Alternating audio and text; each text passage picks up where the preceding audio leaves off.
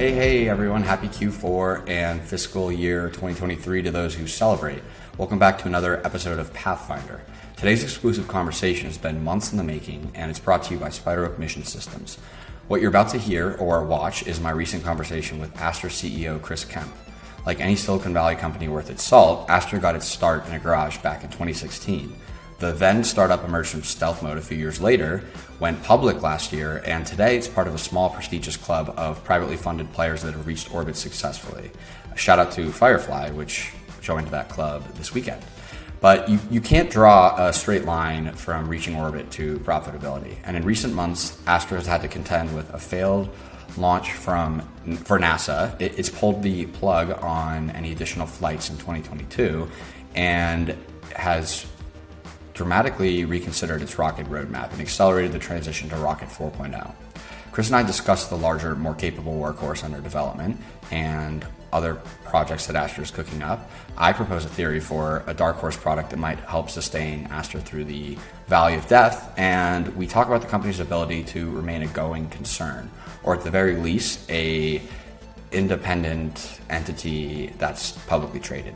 Astra stayed relatively quiet in recent months, save for its last earning report and the occasional press release, so I'm grateful to have the opportunity and the responsibility of asking the tough questions. All right, that's enough for me. Pathfinder 19 with Astra co-founder, chairman, and CEO Chris Kemp.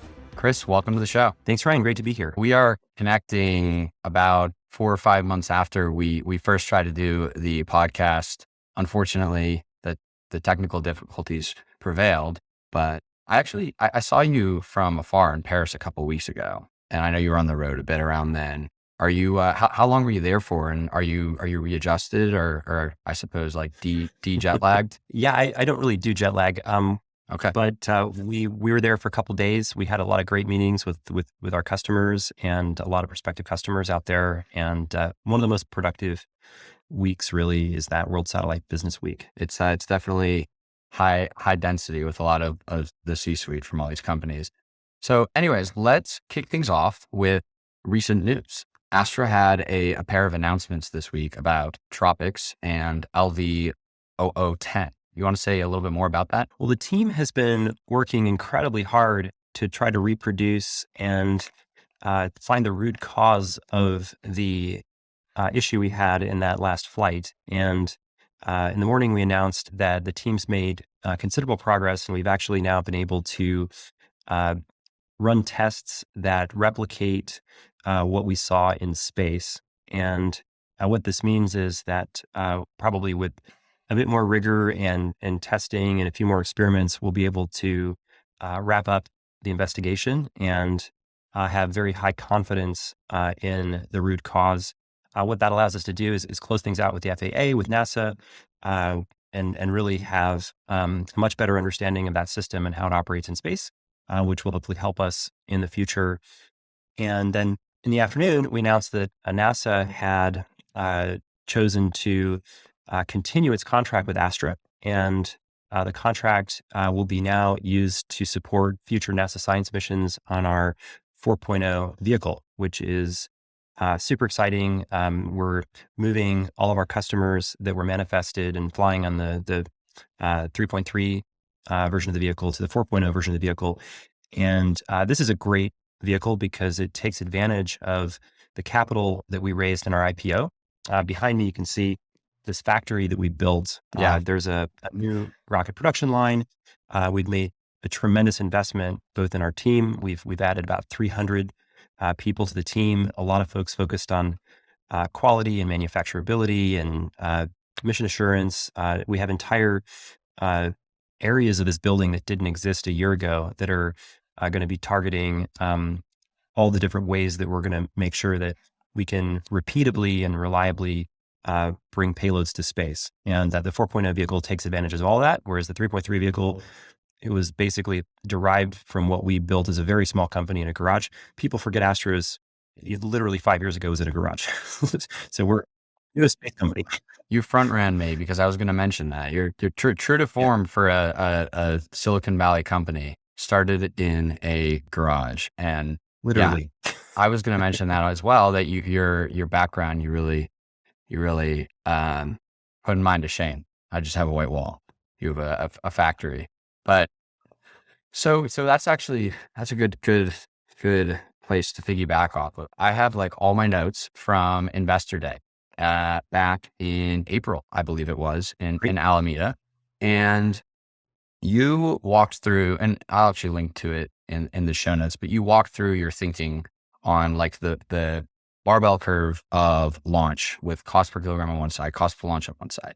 And you talked about the economics of 3.0 while also moving to 4.0. How has your thinking changed since then? That's a great question.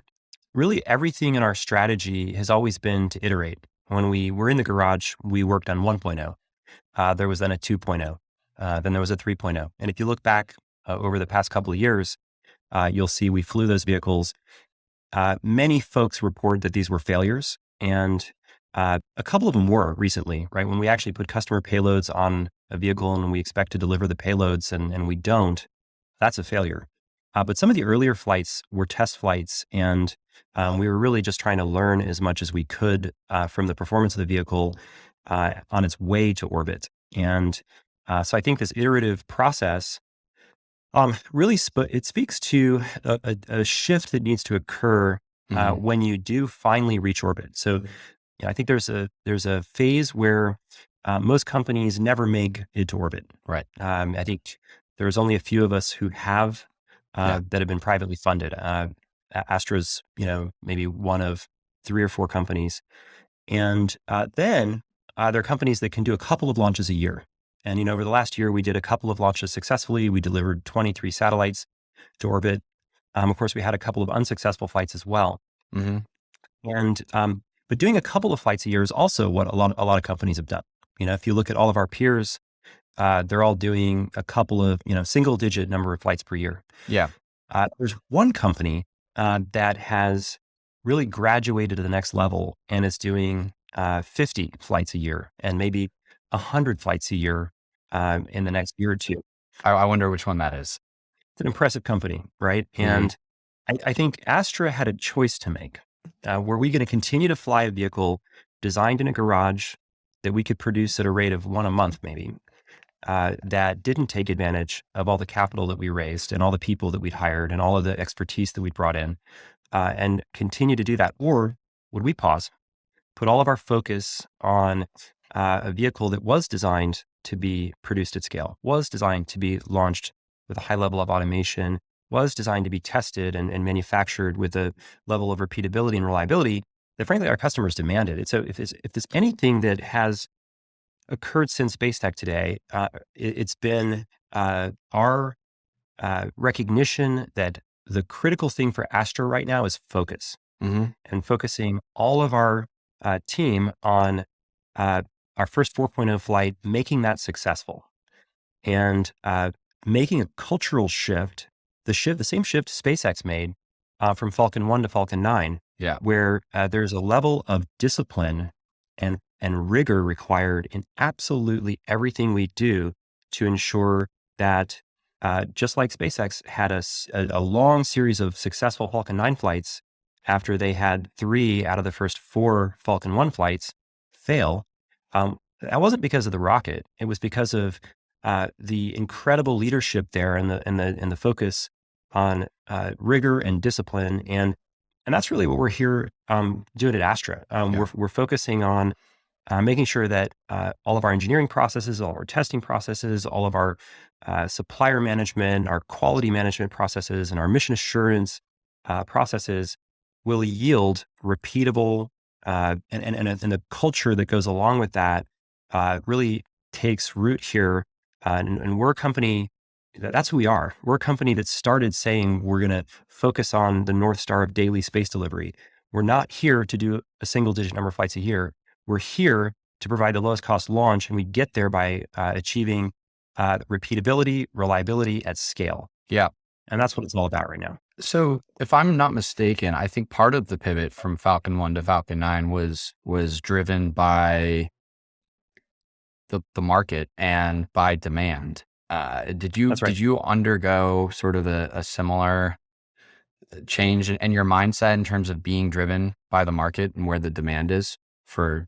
Well, I think the demand, that's a great question as well. In the early days of SpaceX, there were some smaller satellites, but there were nowhere near as many as there are today.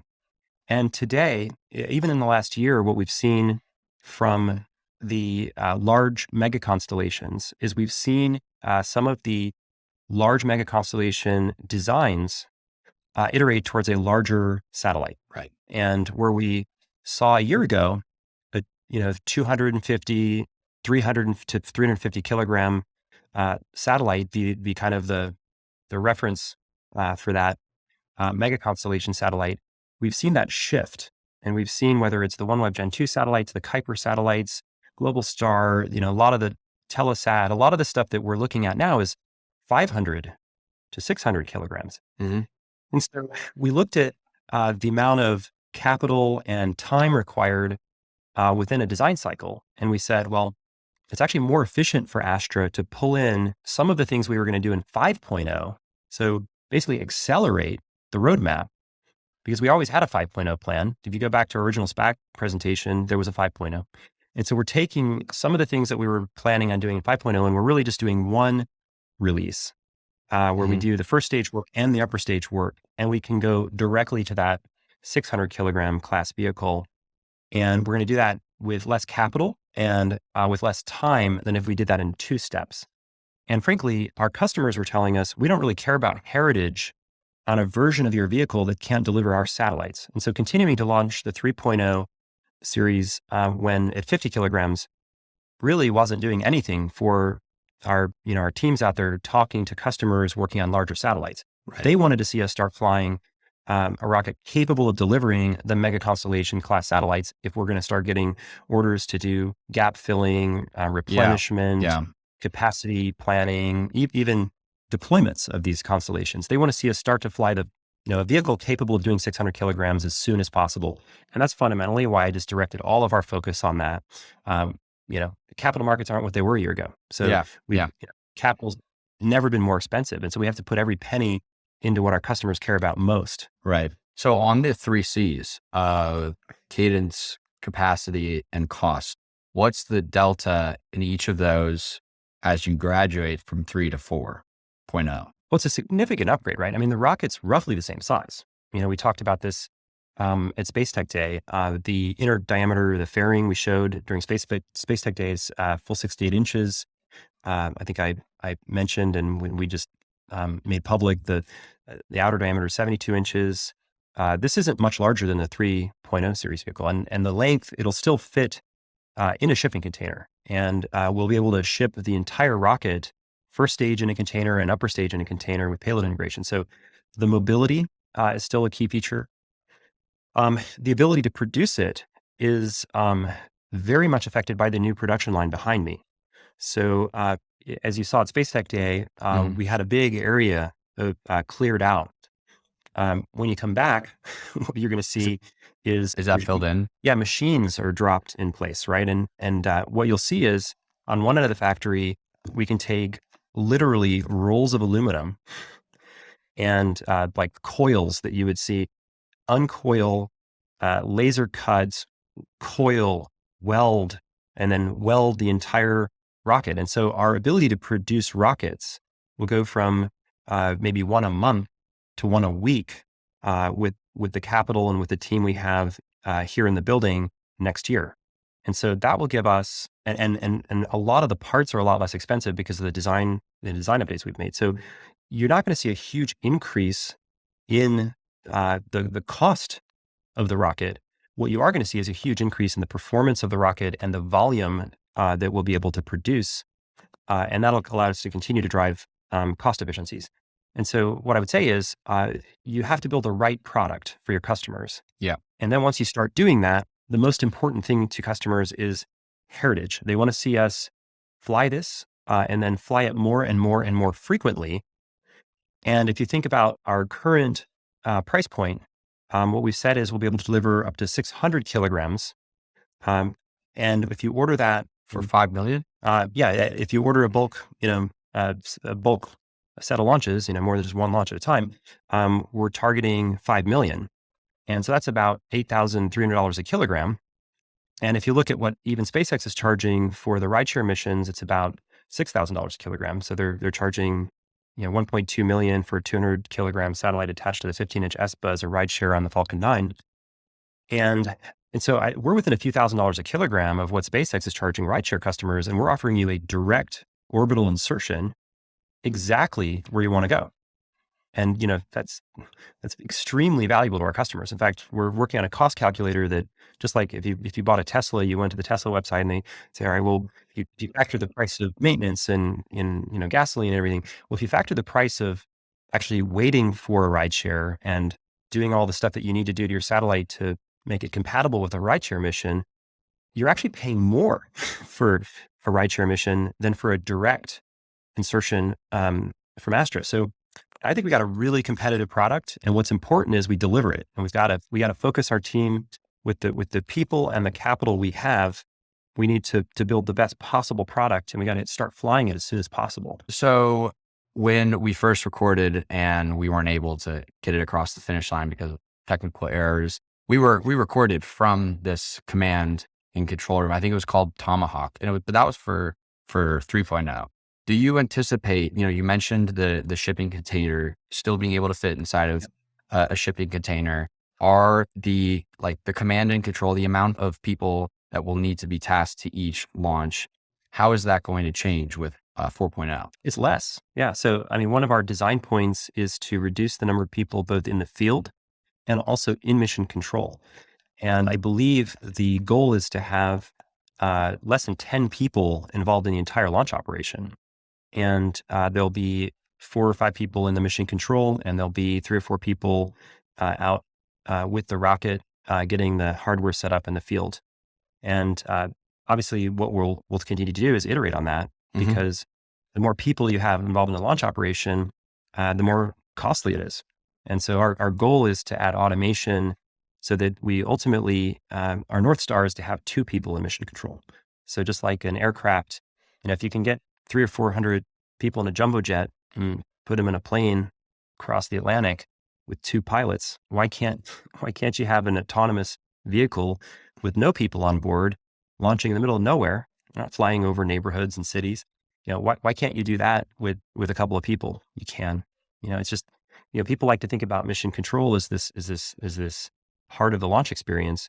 What we want to try to do is use software and automation to drive cost efficiencies so that we can get our customers' payloads to space, with higher levels of affordability in the future.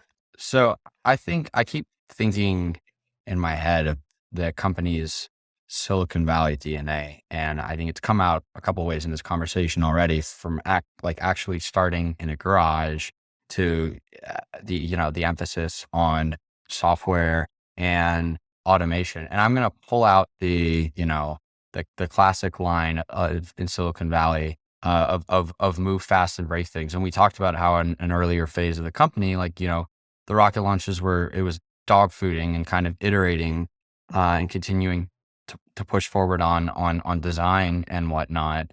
Do you where would you categorize the company's development trajectory now if we're working within this framework of, a traditional Silicon Valley startup? And I guess there's not that many, there's not a large N, because there aren't a whole lot of rocket companies that have come out of Silicon Valley.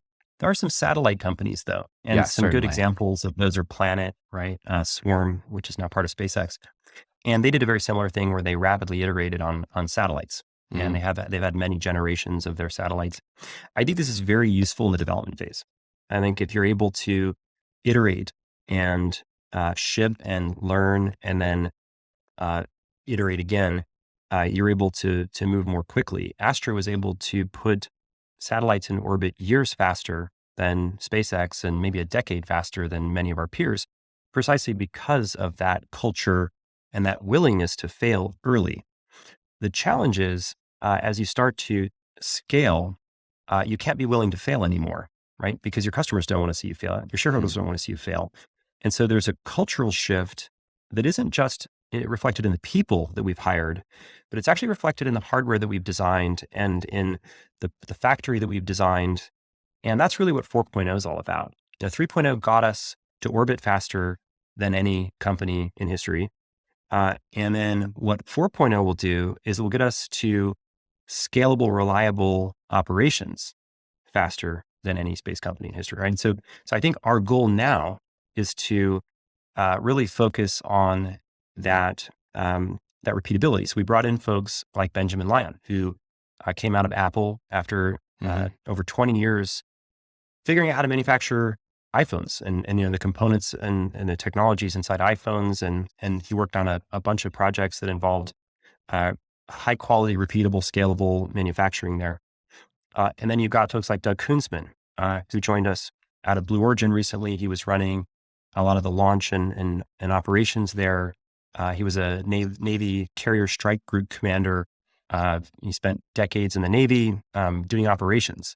And so operational rigor and incorporating that rigor into the actual design of your products so that it's almost hard to operate it incorrectly. It's hard to put it together incorrectly. So this new 4.0 vehicle is going to take the DNA and the experience of a lot of the new folks we've hired over the past year and bake it into this hardware and bake it into our operations, bake it into our factory. And that's the thing that I'm most excited about, right? Is affecting that change from, just moving fast and breaking things. Yeah. Which served us well as a startup, to this culture of disciplined execution, where we're going to be able to be repeatable and reliable and operate at scale. Something that we haven't touched on yet, but I think it would be a good point to do so since you mentioned satellites, is Apollo Fusion, which you acquired just like over a year. And they make electric propulsion products. And that now is, the Astra spacecraft engine. I think in August, you announced a deal for said engine with Airbus OneWeb satellites for the Aero smallsat product line. I'm wondering if you can share, maybe not details on that deal, if you want to, of course, be my guest, but just any color on that side of the business and, shipments, manufacturing, customer demand, that sort of thing for the Astra spacecraft engine. Yeah, it's a very exciting product. And we spent some time as a public company looking at, well, there's an opportunity now because we have this currency that at the time was incredibly valuable and we have some cash. What's something that we can do with that? And so what we looked at was the entire journey of a payload from Earth. So you need a rocket to kind of plow through the atmosphere and get your satellite deployed in space. But once a satellite is in space, the efficiency with which you can boost its orbit or maintain its orbit will often drive the architecture of your rocket, right? So our ability to complete that picture and think about the satellite's entire propulsion journey, not just of getting in that 15 minutes of fury into orbit, but then boosting the orbit, positioning it within the orbit, doing collision avoidance, doing deorbiting, basically the entire 5-year journey for most satellites that occurs after that first 15 minutes is the Astra spacecraft engine, right? And so we've announced many of the customers which have bought these things. I think most recently in our earnings, we said we sold over 100 of these systems. Yep.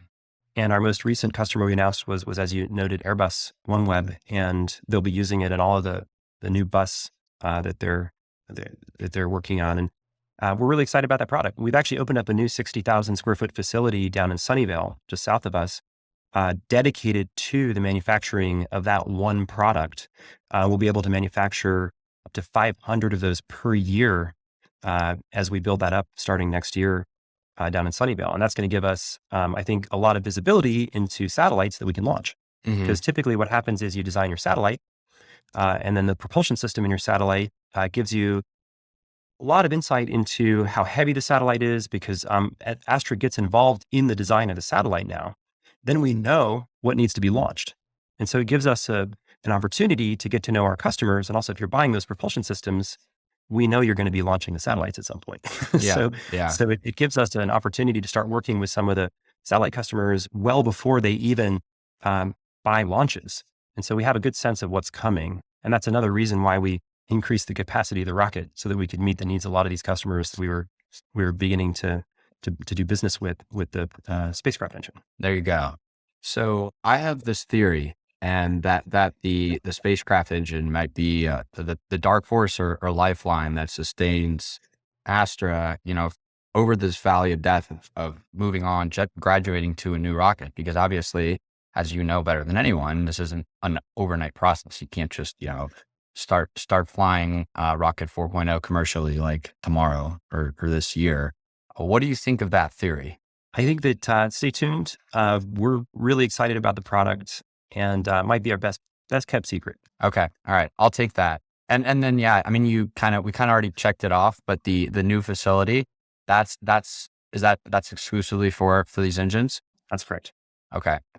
And I want to ask a little. I think we have hit on a decent amount of the Rocket 4.0 points, but I'm curious if you can talk at all more about what else is changing with the approach to manufacturing, production, launch operations, anything like that.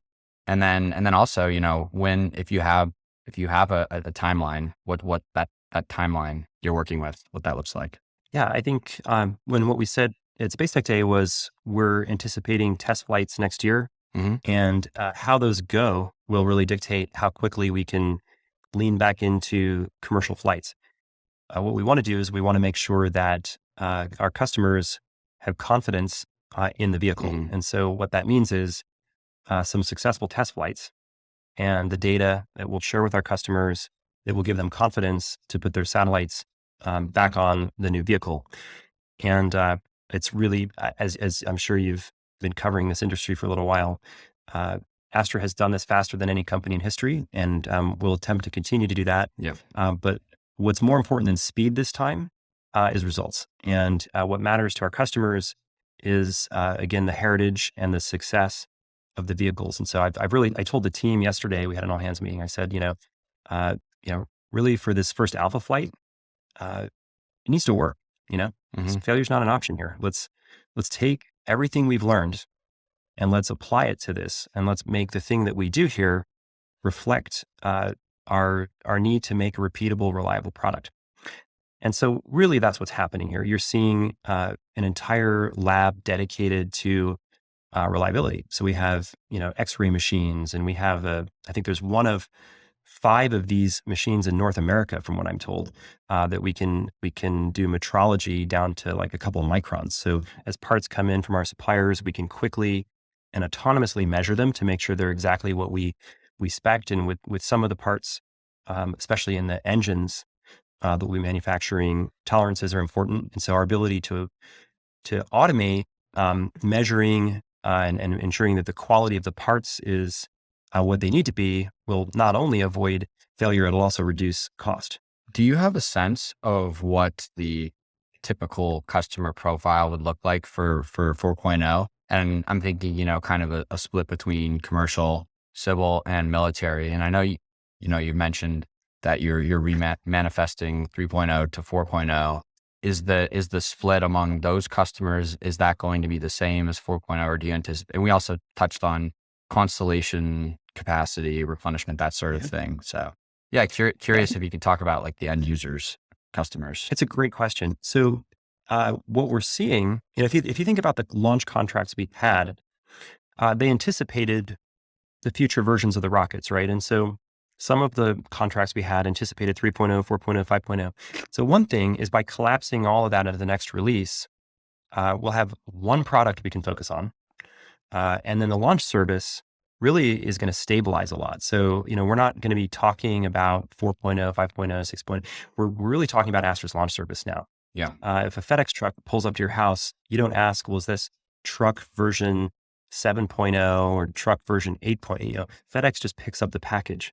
And so I think with this new system that we're working on, Launch System 2.0, we're going to be able to meet the vast majority of the market, right? So from small satellites, CubeSats, all the way up to mega constellation satellites from companies like Amazon.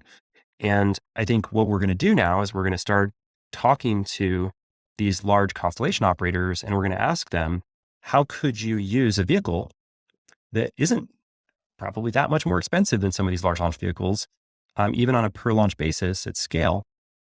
And how could you use that to think about how you can more efficiently manage a large mega constellation? If you're not over provisioning in case a satellite fails, because you can now replace a satellite with Astra on demand. Like we could have caches of these different mega constellation satellites just ready to go, and then we could replace them in whatever orbital plane needs an extra satellite for capacity management, for spare management. And then the other opportunity, I think, is these new national security satellite constellations. And one of the things that I'm particularly excited about is being able to serve the new SDA constellation. Now, we're not on an NSSL contract, but I think that to some degree, this constellation is designed with a very different philosophy. The philosophy of NSSL is you've got a very expensive asset, and if you're going to put a very expensive asset up that's got to work, that's something that you might need an NSSL contract for. Right. But if you've got a constellation which has been designed to be a distributed constellation where no one satellite is what will take your constellation down, maybe you can actually use companies like Astra and other small launch providers that operate in this class. And so we're putting a lot of effort into making sure that we're allowed to compete for some of those contracts, because I think it's going to be good for national security. It's going to be good for the country if you need to be able to quickly replace satellites. If you can get on a small launch vehicle and get that satellite back up in orbit in days or weeks versus months or years. Okay, let's take a quick break to hear a word from our sponsor. SpiderOak Mission Systems builds space cybersecurity products for military, commercial, and civilian operators. Payload has teamed up with SpiderOak to find out the realities and potentially the hard truths of how the space industry actually handles cybersecurity today. To do that, we've created a space cyber state of play survey, if you will. You can find the link to the survey in the show notes or the Payload newsletter this week, and you should take it to help play a part in help building the future of space cybersecurity. We've danced around this a bit, but does the pitch for 4.0, does it still involve that combination of orbital complexity, economies of scale, and capital efficiency? I think that was, it does. If memory serves. Yeah, I mean, I think that if you think about what you'll see with a vehicle like Starship is you'll see incredible economics on a dollars per kilogram basis. What you're going to see with our 4.0 vehicle is incredible economics on a dollars per launch basis. So our launch costs, we're aiming, our goal is to be the lowest cost launch provider in the world. I believe SpaceX's goal is to be the lowest cost, mass to orbit. If you look at their mission, that's what you want to optimize around. So I'd like to turn to markets, and markets are never a fun conversation this year, it seems. But how has your experience been since you went public? And I think it's been, again, I think it was last June. How has your experience been communicating to investors? And that's a new competency for any publicly traded company, but I think it's relatively unique and relatively novel for space companies. So I'm curious to hear what that experience, what that learning curve has been like. I think when we sit down with our shareholders, and unfortunately, I can't sit down and talk to every single shareholder all the time. But when we invited folks out to Space Tech Day, and we're going to try to, when we do that again, invite more people, because it was so effective to have folks come in and really see what we're building here and the scale of it, and the team here and how mission driven they are. If you look back a year, we were incredibly fortunate to take this company public when we did, because we were able to raise the capital that frankly we needed to implement this rocket factory behind me, and to make and to hire the people that we needed to achieve the level of reliability and quality and repeatability in the product that we needed. And so now, I'm frankly proud of our team, because they've been able to look past the share price today. Yeah. and they're not, extrinsically driven on kind of. And I didn't join Astra to make a bunch of money. I joined Astra because this is one of the only companies on Earth where I, as an engineer, or as an operator, can come in and build something that I know will fly. Right. And in our mission of improving life on Earth from space, when I was talking to the team yesterday, we had pictures of a road in Russia clogged with traffic that was taken by one of our customers. We have the ability to now see what's happening on a global scale from satellites. Pictures of the incredibly horrible conditions down in Florida right now because of Right. Hurricane Ian. I think we've never had the ability to connect the planet and observe and monitor the planet that we do today. And it's all being enabled by space tech. And so people here see that opportunity to contribute to that. And obviously when a mission like TROPICS doesn't work, it's incredibly painful for our team. Yeah. And it makes them work harder because they want to go build a better rocket, and get back out there, because we have so many customers waiting in line to put that next amazing satellite that's going to give us better connectivity, better insight, better ability to manage the planet. So in public markets, I think what we've got to do is we've got to prepare for a period where capital is going to be a lot more expensive. Yeah. And internally, it just means we've got to spend money like it's 20 times more valuable than it was a year ago. So we've got to be 20 times more confident that we need to buy this machine or buy this asset or hire that person, right? So it's about just really taking the stewardship of the money our shareholders entrust us with even more, as seriously as we can possibly take it, because we could be entering a period for a couple of years where it's really hard to raise more capital. And that's what we tell the team. And they want to come back out there and build a great product and serve our customers. And so it's about finding that balance. Returning to the question of communicating with investors, I have like a quote from a Payload reader, Paul McDonald, a retail investor, and he's very reticent. And I don't need to read the whole thing, but he talks about, the question talks about the Fed's tightening, raising rates. It's very, very perceptive. And I'm curious, he wants me to ask about the business plan. I think we've covered the business plan, but he says it obviously changed and failure is not an option.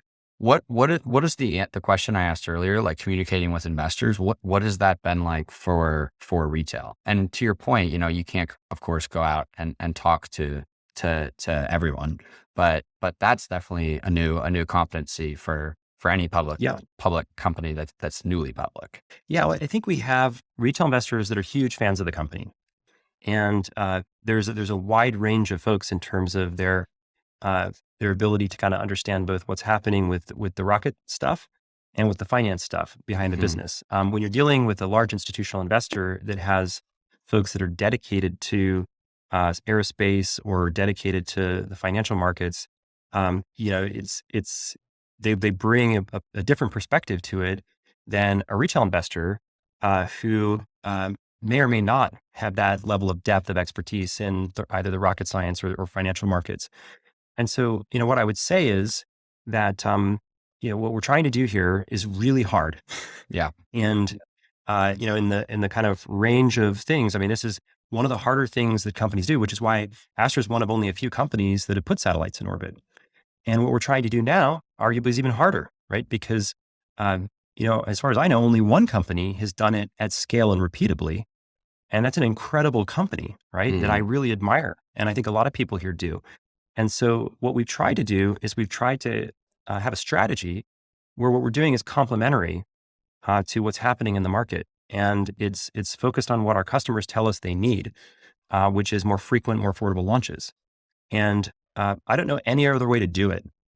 We need the support of our shareholders, and we need employees that can look past the current market conditions and understand how important what we're doing here is for the planet and for our customers. And we're going to work really hard to be good stewards of our capital and to try to continue to use whatever opportunities we have as a public company now to capitalize the business, to begin to serve our customers. And it's through serving customers with a great product that builds a great business. And I can tell you, with the entire management team wakes up every day and works on every day is how do we serve our customers, and how do we make sure that the incredible team behind me has the resources they need in order to come back out there with a rocket that has an even better product market fit, that has even better economics, that it has even higher reliability than anything that we've ever produced in the past. Yeah, this is the last sort of not very fun market question, but there has been, there's been talk of a reverse merger delisting. If the future of Astra as an independent company was in doubt, would something like a sale be in the cards? As you pointed out, it's very hard. The cost of capital is very high now. Well, keep in mind, we came out of last quarter with over $200 million of cash, and we haven't taken on any debt at this point. And we have a tremendous number of assets sitting behind me that we've been using our balance sheet to fund. Okay. We have spacecraft engines that are bringing in contracts with cash, and as we start to ship those, revenue. And so, I think that it's not something we're looking at right now. Yeah. Now, I don't have a crystal ball, and I can't look, a year or two into the future. But what I can tell you, what the team is focused on here is just executing and using the capital we have to try to get product out there, whether it's a rocket or whether it's spacecraft propulsion systems, so that we can, it's not going to happen overnight, but we're going to see quarter after quarter, the result of what we've been working on here. Deep breath. No more difficult market or investing questions. They're the best questions. Fair enough. They're the questions that we see out there. So thanks for asking them. Fair enough. So I actually, in the investor deck, there was something that maybe I just overlooked it prior, but there was a third section. We talked about rocket launch, in-space propulsion, and then there was space services. Is that a teaser, or is that a teaser or something to come, or what was that in reference to? Yeah, no, we have a small team working on that. Okay. And I think that if you're a company that is mission driven, you need a North Star. And we're not here at Astra just to build rockets, and we would have named the company something else if we were, just, a lab building rockets. Yeah. We're focused on the future of the space economy, which is in space services. And the propulsion system that we acquired from Apollo Fusion and that we're shipping to our customers is one of the core technologies that you need to deliver space services. But it's not the only one. And as we see the capabilities that Starlink is bringing to the market and Kuiper is bringing to the market, there are opportunities within that space to fill in gaps.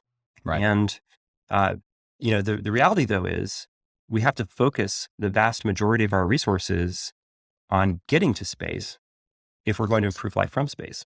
Right. And that said, I'm delighted that the team from Apollo Fusion chose to join us because that's a great product. It's producing a great value for our shareholders. And so as we see opportunities like that, we want to have a small team here focused on ensuring that we always stay focused on that North Star, because that's where we're headed.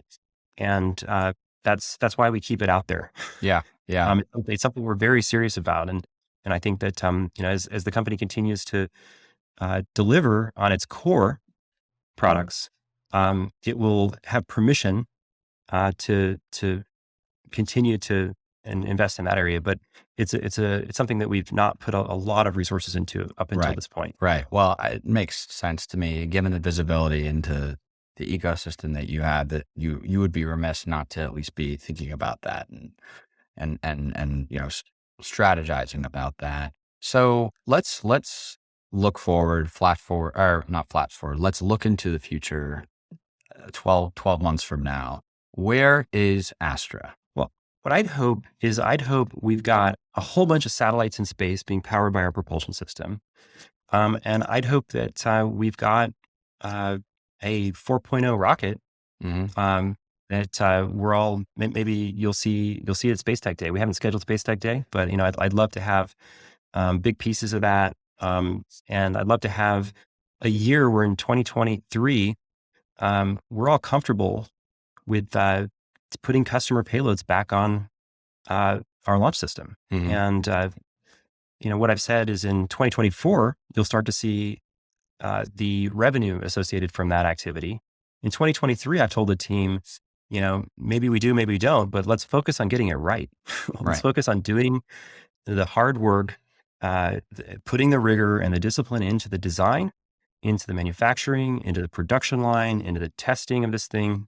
And I'd be really happy if we had, one or two successful test flights and the data and the experience there put us in a position to have, a series of customer flights on the horizon. Yeah. And I presume both in Alameda behind you and in Sunnyvale, it's firing on all cylinders in terms of production. It's so cool. I mean, it's honestly the team has, finally, we have the people and the resources that we need to really scale rocket production. And that to my knowledge has not existed anywhere, and this production line, which I'm excited to show everyone at Space Tech Day, is really unlike anything else I've ever seen on Earth. Awesome. Well, it's fitting.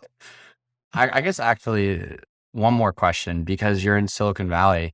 Have you hired a lot outside of the traditional rocket and launch world? I know that that's becoming more customary for any quote unquote new space company, but given your proximity to, just all of these tech companies, tech startups, and then biggest companies in the world, I'm curious if that has happened just as a function of, if it's just happened as circumstance or it's been intentional to your hiring strategy? Yeah, no, it's actually been by design, right? I mean, if you look at the things that we need to do here, software, right? So you look at the talent that we've been able to bring out of the Bay Area to work on our factory systems, our automation systems, our data platform. People often overlook software, right? It's actually the heart of the whole thing. A rocket, the data that comes off of the rocket, the software running on the rocket, the software running on all of our test stands. Astra's built an entire stack that's cloud native that allows this entire operation in mission control. There's no servers. Those are consoles that literally are running in the cloud. And that whole platform is extremely efficient as a result. And it's extremely powerful as a result. And allows us to have a level of mobility that just wouldn't be possible if we had a big data center that was moving around to the launch site or to headquarters here. Yeah. But beyond that, it's hardware and consumer electronics and manufacturing. We have Tesla down the street. We have Google, we have Apple. We have senior folks from all of those companies here at Astra now. And I think we've really benefited from that because we've brought the ideas that other tech companies have into a space company. And so I started using the word space tech to describe Astra a couple of years ago. And every time I talk to an analyst or an investor, I try to reinforce, space tech is different than aerospace and defense. Space tech is different because it involves technology and software and the kinds of product life cycles, the customer focus, the scale that tech companies have versus aerospace and defense, which is typically government awards a contract, you have a cost plus contract, and you basically build a product that you're bidding to build, that the requirements have been provided to you. Yeah. And it's very different. It's very different to be a product focused, customer driven, technology enabled, high velocity company. You look at Planet, use itself as a data company, not as a satellite aerospace defense company. Yeah. Well, I'd be interested to dig into that taxonomy a little bit further one day, but Chris, you've been generous with your time. You've been a good sport. I do want to get to a few quicker, more rapid fire questions before I let you go. Go for it. Awesome. So the first one that I would ask is you have a lot of thoughts on the future of space. What's your hottest take or most contrarian view? I think that the idea that we have a debris problem is really overrated. I think that we have the technology to manage 100,000 airplanes in the sky every day. We certainly have the technology to manage millions of satellites that are in very deterministic orbits and avoid collision, right? So I think with propulsion systems like the Astra spacecraft engine, with a little bit of software and a system that's capable of predicting where these things are, no satellite has any need to hit another satellite. The real problem is militaries intentionally destroying large spacecrafts in very high orbits, which will leave debris fields up in those orbits for hundreds, if not thousands of years.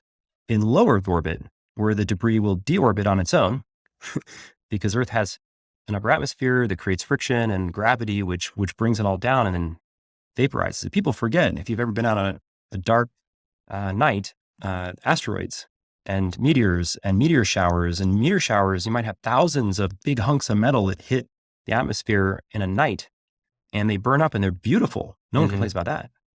And so, I think to some degree, we have the technology. It's a question of governance, and it's a question, just like the internet needed great governance. You can't have collisions of IP addresses and domain names on the internet. We just need some great governance, and it can't just be the militaries, and it can't just be one government. We have to come together. We have to bring a standards body together to govern space, so that we can use this resource to the benefit of humanity. Gotcha. So you founded companies. You worked at NASA before, and then now founded Astra. I'm curious if you had any space role models or someone that inspired you to kind of dive headfirst into space, which I obviously happened before Astra at NASA, but I go back to Gene Kranz. I go back to the people that were put in positions where failure wasn't an option, and they figured it out. And they took teams of incredibly smart people, and they solved problems with them. And the thing about space is a system like the one behind me is incredibly complex. No one person is the mastermind chief architect of the system. You have to bring incredibly talented people together, and you have to give them really hard problems. You have to give them the resources and give them the time. You can't give them all the time in the world and all the money in the world. But it's about scoping the thing so that you've got, a series of challenges and an opportunity, and then all the right people in all the right structures. And we don't get it right every time. And we're constantly, as the company grows, having to adapt the organization and how it's structured and how decisions are made to each new level of scale. But the people that I respect the most are the people that did this back in the early days of NASA, when we took hundreds of thousands of kids. None of them were aerospace engineers because there wasn't such a discipline back in those days, but they were mechanical engineers, and they were electrical engineers, and they were physicists. And hundreds of thousands of 20-year-olds are who brought us the Apollo program. And it's folks like Werner von Braun that found a way to take incredible human capacity and turn it into a single system that delivered an incredible result. And I'm proud of Astra because we're such a small team, and we've done this so quickly. And it's really a testament to everybody in this building behind me, more than any one individual. Gotcha. Well, I think that's a good place to end on, rather than asking a third quick question. Thanks, Chris, so much for coming on the show. Yeah, thanks, Ryan. Great to be here, and come out to Space Tech Day next year. Sounds good. Cheers. Okay, y'all, that'll do it for Pathfinder 0019. Shout out to Paul, one of our readers, for getting in touch and submitting a question for today's show. You too can reach out to me with questions, show topics, or guest suggestions by writing to ryan@payloadspace.com. Again, that's ryan@payloadspace.com. Later this week, I will be taping an episode with Andy Lapsa, who's the CEO of Stoke Space. Stoke secured the bag, aka a $65 million Series A, last December and has set out on the ambitious endeavor of building fully reusable rockets. So do reach out if you've got questions you want me to ask Andy. Pathfinder is brought to you by Payload, a modern space media brand, and while we have designs of becoming the biggest space content company in the galaxy, for now we publish Pathfinder, the show, Payload, an industry-leading daily newsletter, and Parallax, a weekly space science newsletter. If you are not already signed up for those other properties, you can find the links in the show notes. For now, though, that'll do it for another episode of Pathfinder. I'm Ryan Duffy signing off, and I'll see you back here next week.